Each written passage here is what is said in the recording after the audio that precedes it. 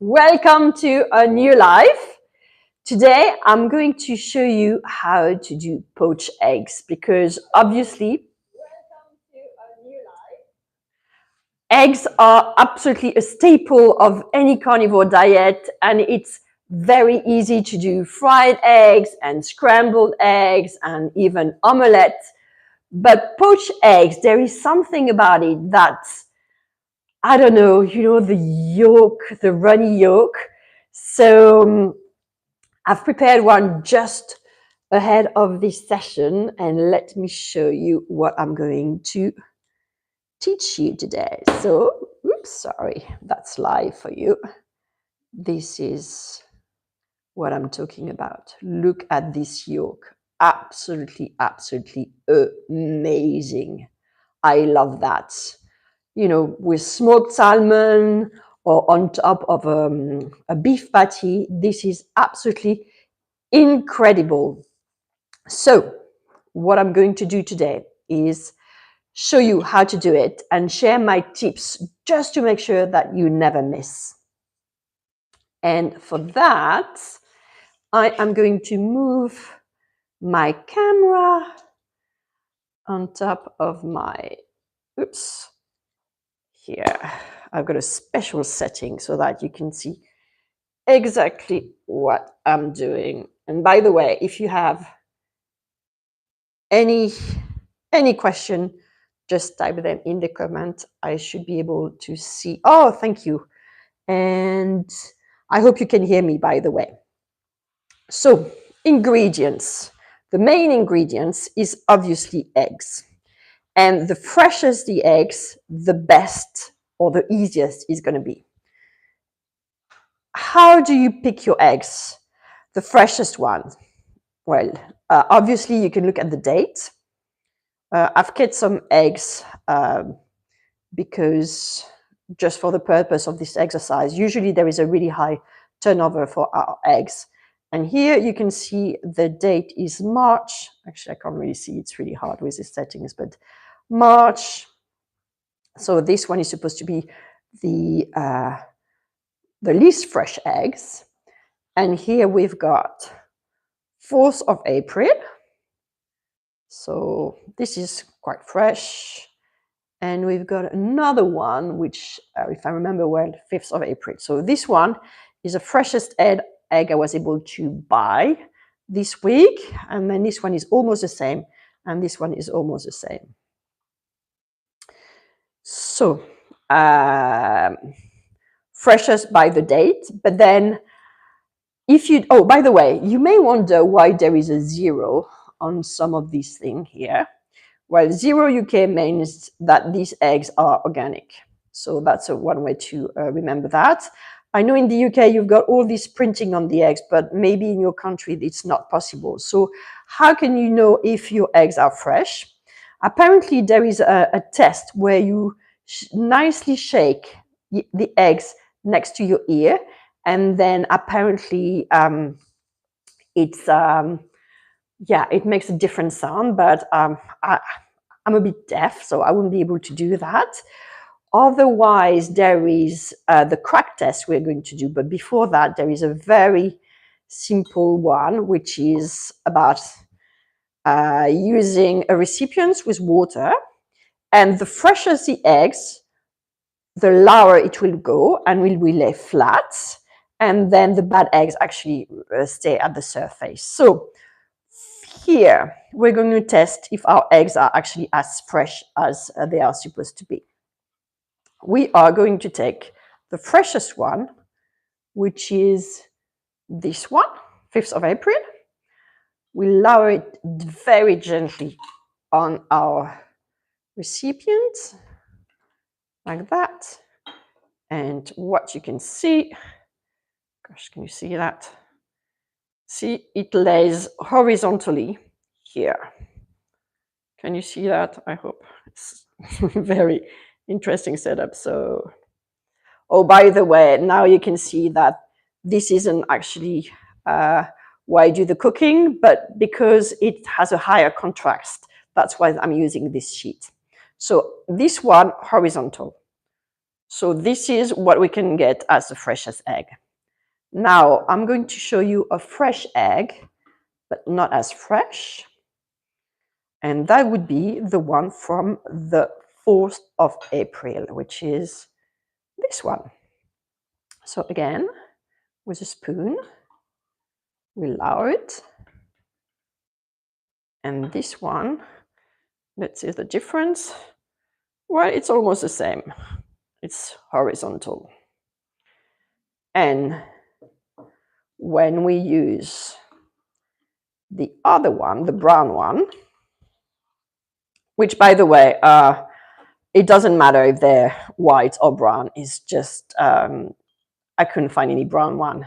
But this one, it says the expiry date is the 20th of March. So it's a bit older. You will see that this one is actually not flat, but more vertical. And that's how we know that this one, or actually the two brown one, because I've got two, are not as fresh as the white ones. So that's for our scientists. And if you don't want to crack the eggs, but if you want to crack the eggs, there is one simple way. When you crack the eggs, if the yolk stays together and the white stays as close as the white as possible, then that would mean that it's the freshest eggs. So let's get started. For our ingredients, we will need, to do that, we will need obviously eggs at the freshest possible at room temperature. We will need a saucepan. I use a medium one, a small one actually. We need some water, obviously, a slotted spoon, a small bowl, a timer, very important, and I use this colander and a plate underneath, just to make sure that whatever water, doesn't drain. So first step is to warm the water. So I'm using a kettle here because that's much easier and much simpler to get things done and much quicker as well. So you would ask, sorry, stepping away a bit for the sound. You may know the tip when you add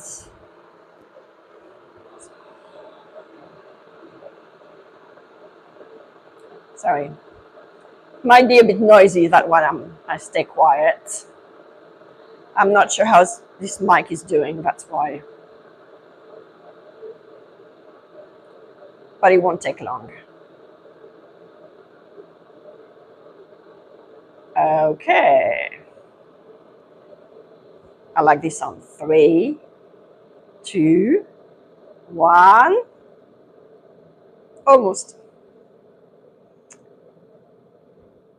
I usually get it right.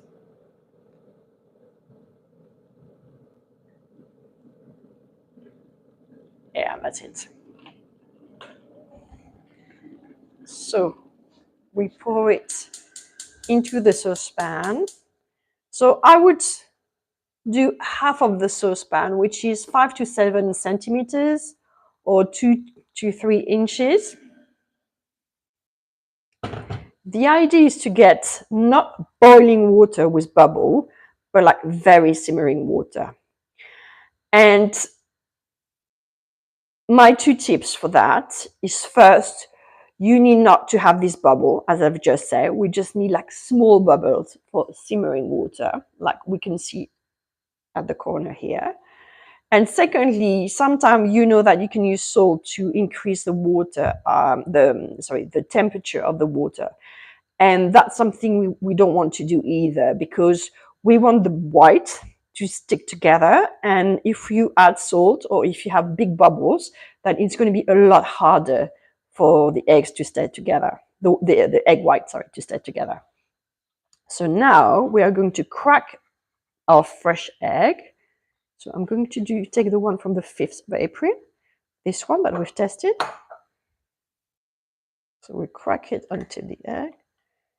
And as I mentioned, the yolk is very strong and the white all together. Oh, before that, I forgot. We need to add some vinegar. So I use raw organic, unfiltered and pasteurized, because from a health perspective, that's the best you can get. And also it's transparent. I've used red vinegar in the past and everything went well, but the eggs becomes pink or red-ish, and that's really weird. So some people say just to use a teaspoon or a tablespoon. I would say it depends on the size of your saucepan. I just, mix it and use a splash. Whoops, probably a bit too much, but it doesn't matter. It doesn't make much difference. So as you saw earlier, there were lots of bubbles, and I just reduced it to have like small, tiny bubbles like that. That's sufficient. So I would say here we are not even medium. We're like low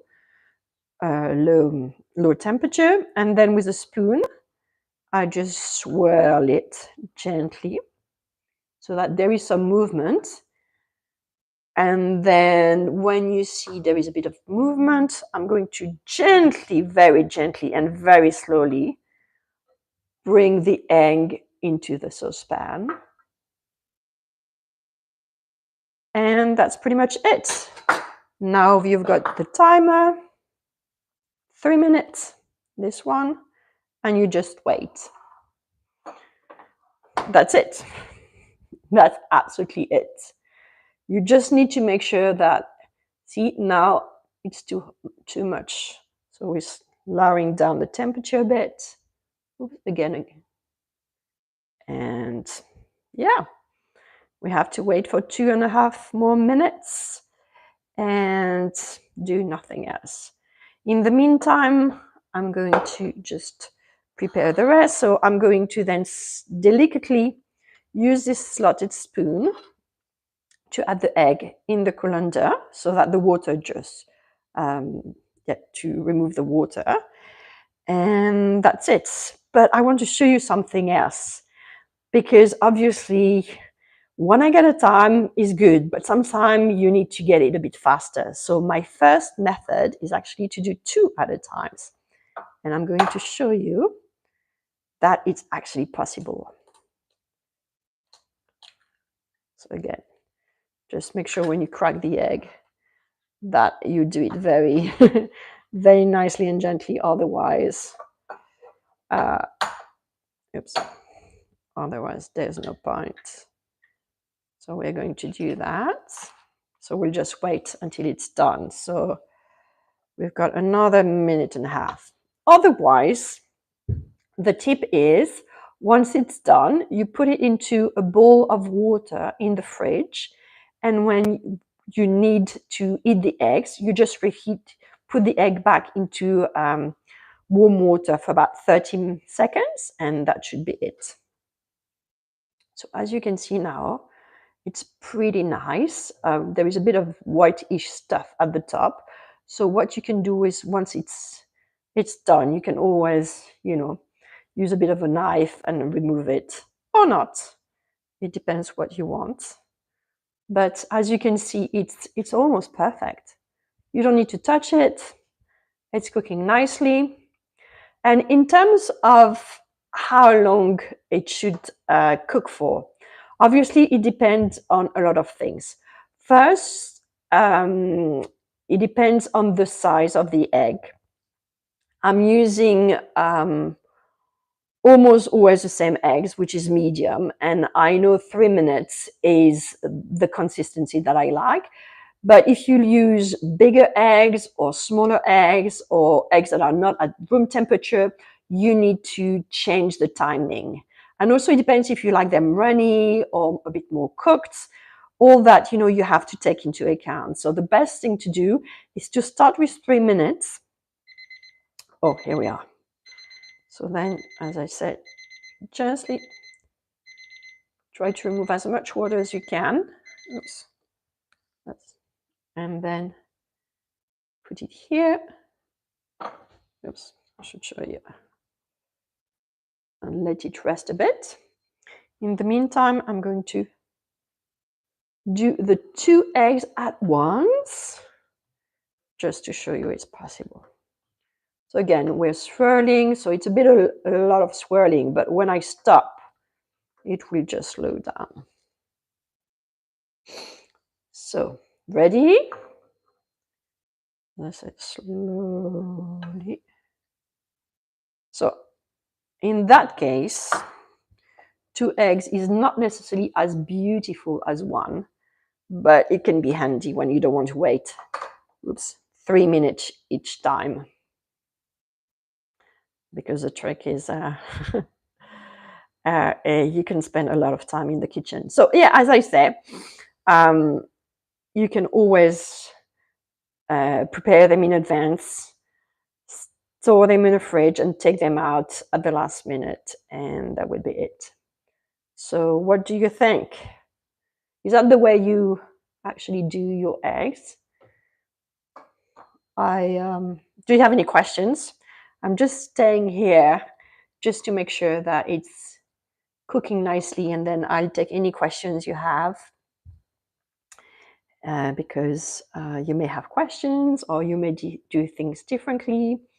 So as I say, my tips is 1, to use fresh eggs at room temperature. Secondly, to not boil with big bubbles, but to simmer with tiny bubbles, and not use salt. And that's pretty much it. The water, everything else will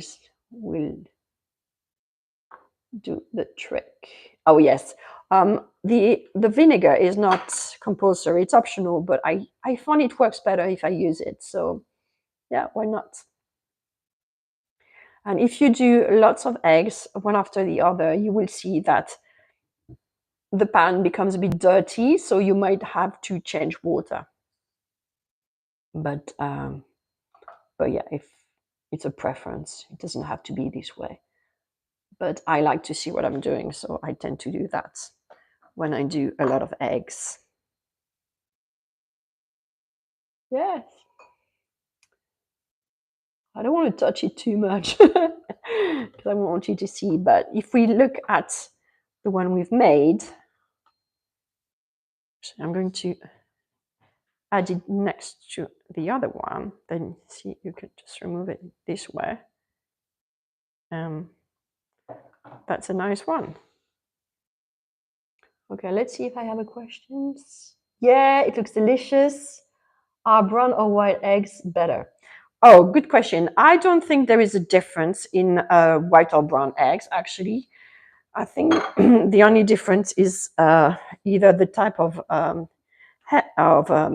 chicken or what they're fed with. I'm not entirely sure. That's a good question, actually. I should look into that. Okay, we've got 15 more seconds. Going to leave. It's got some bubble here this time. That's fine. Okay, I'm going to stop the timer now.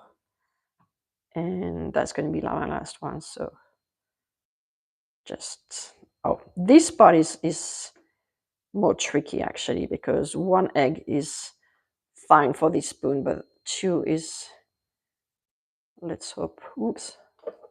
I've broken it.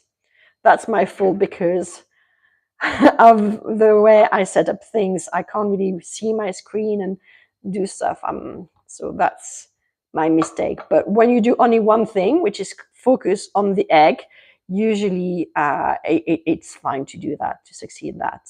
So you've got a big stuff. But yeah, I made a mess, but it's still something really nice to eat. So just to finish, yeah, that's what we did today. Yeah, I hope you enjoyed it.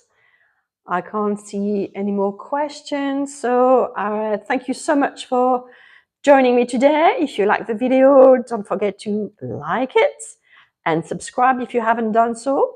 And otherwise, I'll see you next week. Take care. Bye now.